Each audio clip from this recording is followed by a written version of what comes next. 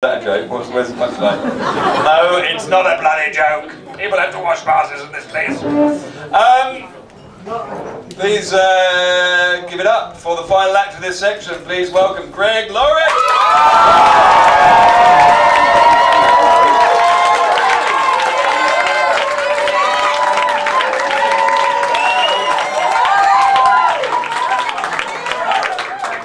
Very much, thank you.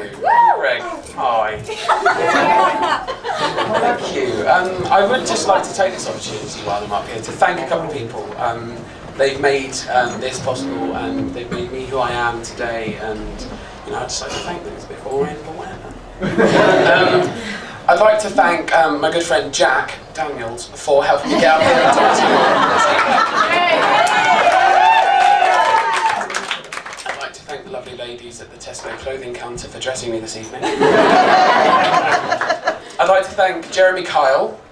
I'd like to thank Philip Schofield and Holly Willoughby. I'd like to thank the lovely loose women, all for making unemployment bearable. Keeping on their ITV theme, I'd like to thank Ant and Dec for providing me with my first wet dream.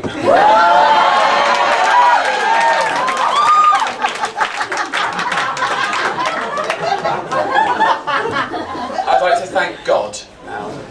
I'd like to thank God for creating me and the world that I live in. It's beautiful. I'd like to thank him for creating my wonderful friends and family. And I'd like to thank Charles Darwin for a more believable story. I'd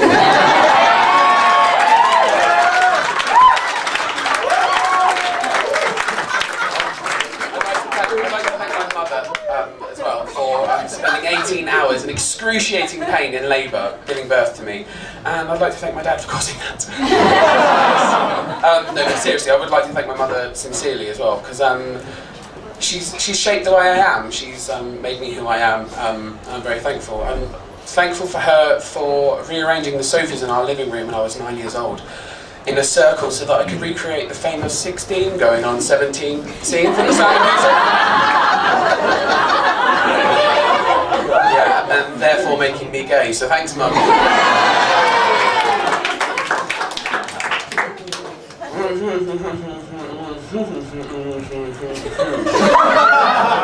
Sorry, I'd like to thank her for helping me create a way of speaking so that nobody else can understand what I'm saying. And I'd like to thank her for her reaction when I did come out. She said, no, it's fine, it's fine, because, and I quote, "No woman will now ever take you away from me."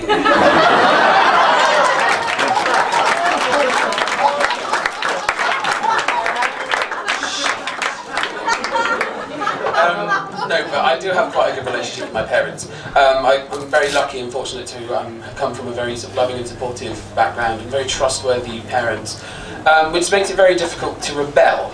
I found it very difficult when I was younger to rebel, and I find it very difficult to lie under pressure. Do you know if you ever get caught smoking by your parents and it's mortifying, and you've got one of two choices? You can either lie and make something extravagant and, have them eating out of the palm of your hand and even buying you cigarettes, or you can just tell the truth and face the consequences. I'm sure you're a lovely audience, I'm sure you'd all choose that option, yes? But no, not me. See, I'm the sort of person who'll just stand there, shit myself and tell them I was brainwashed. Yeah. See, it's just the thing with authority with me. I get a bit uncomfortable. Like, do you ever walk down the street and towards a policeman and think, holy fuck, he knows?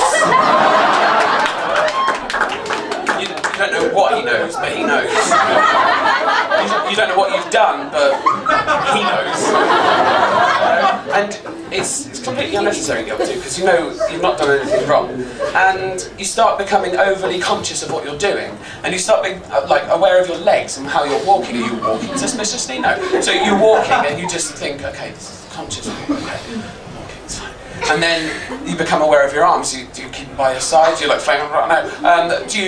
So I tend to just do the march. But then there's the most important part. There's the eye contact.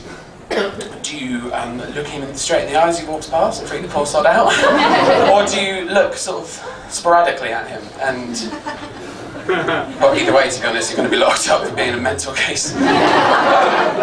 Or you could just do what I do and look off into the distance and sort of look at something really inquisitive. And look at something really interesting, and more interesting than the policeman that's walking off next to you. And then you put them all together and you end up looking like some sort of inquisitive power walk there. This is not attractive. Something about authority that just turns you into a bit of bellend. Talking of poetry,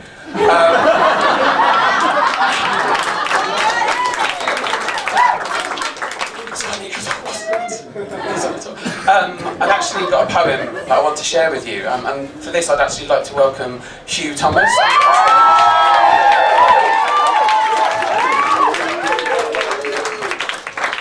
So I just want to tell you a bit about the poem. I found it recently when I was moving house in some old documents. I wrote it when I was 13.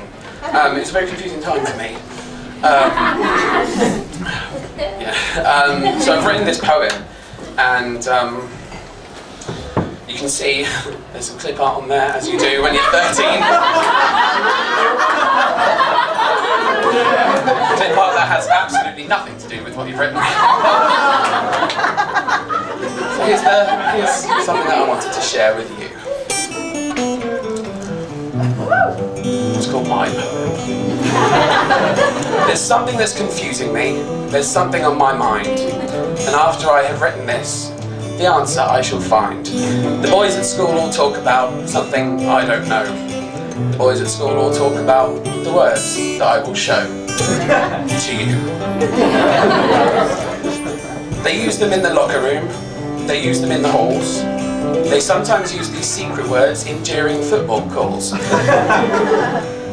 So maybe if I write them down or read these words aloud, then maybe I'll discover what these words mean and be proud. They talk about the trouser trout, the hammerhead and dog. I guess the boys are talking about fish, but that was wrong. They talk of beef thermometer, bratwurst, wiener, chode. I thought that Germany was part of the secret schoolboy code. See, I tried to make some sense of what the lads do often speak, but I hear things like craniacs and meat stick every week. The purple-headed womb rat is another schoolboy fave, whilst little man and baby arm are the best of my day. Heat-seeking moisture missile, love whistle ankle spanker, quiverbone, tallywhacker, dick.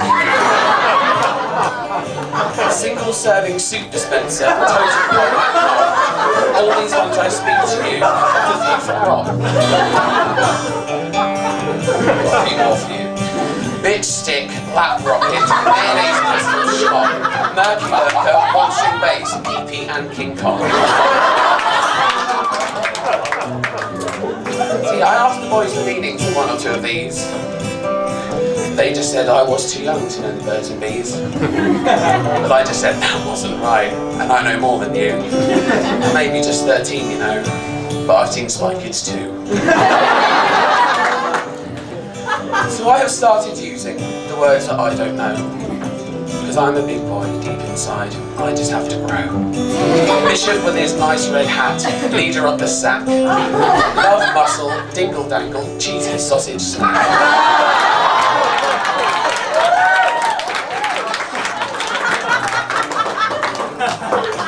Hairy, scary and the two bald men, giggle stick and hog, kidney cracker, little bill, ceiling salty dog.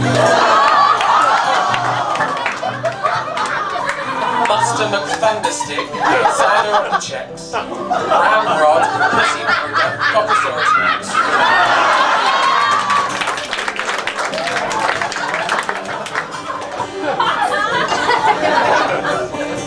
I hope that one day someone will teach me the bees and birds. But right now, I guess I'll just have to deal with unknown words.